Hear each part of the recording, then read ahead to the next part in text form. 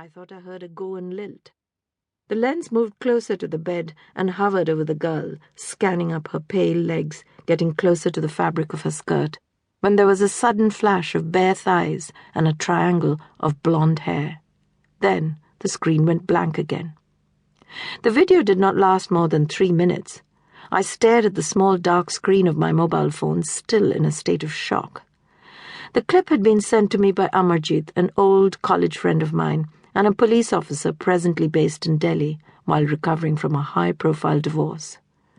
It was accompanied by a message saying he wanted to speak to me. But after his ex-wife had threatened to name me as a correspondent in their divorce, there was very little reason for me to communicate with him. In fact, I had broken off all contact from him for the past 3 years. So was this some kind of horrible joke? A schoolboy prank?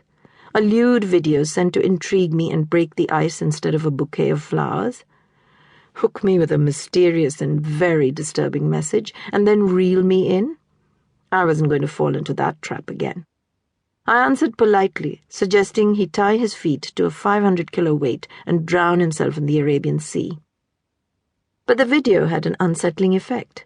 Its very visible sexual overtones and the vulnerability of the girl upset me more than I had thought.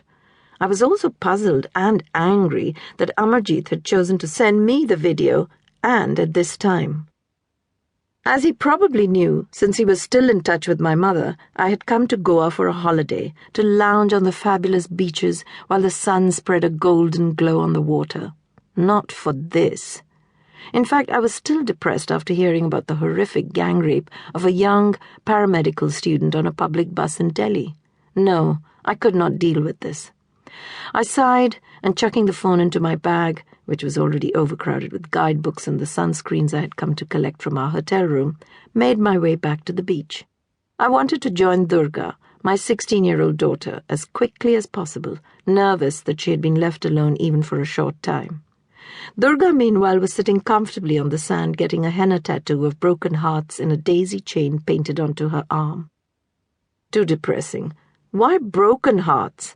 I asked her briskly, deliberately not looking at her, unprepared for another argument, as we seemed to have had quite a few in the past few days, mostly over trivial things.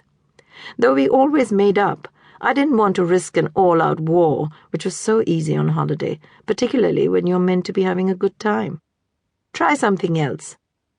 Maybe that's what 16-year-olds want, a voice retorted in my head, as I began to liberally lather on the sunscreen. After all, I was 30 years older than Durga, and anything but trendy, even though I now lay next to her on a sunny beach wearing a flimsy pink sarong over my daring black swimsuit to hide any unseemly bulges. Durga had insisted on wearing an old-fashioned swimsuit with a high neck and a little flared skirt. If she was so decorous, I should have definitely been wearing a burkini at least. And yet, secretly, I was relieved at her choice.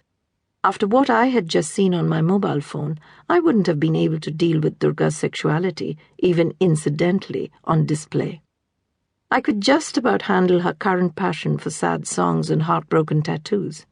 What kind of a holiday was this going to be? Not very jolly, that was for sure. The black nail polish she had applied this morning had been a bad omen, and should have warned me of worse to come. Was she turning into a goth?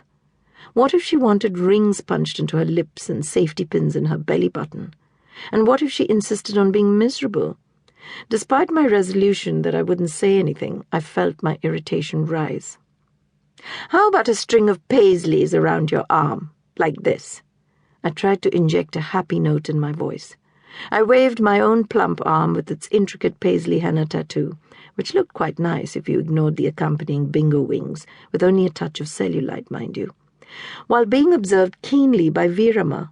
She was the canny beach vendor who had painted the tattoo on me and had subsequently attached herself to us for the past 3 days, showering us with endless compliments in fluent, if ungrammatical, English, French, and Russian, as well as her native Kannada. She sold everything from head massages to sarongs, and all the while looking like she had just stepped out of a village in Karnataka. She was smarter than I could ever hope to be, proving the value of never stepping inside a school. Perhaps you should have got a dragon tattoo,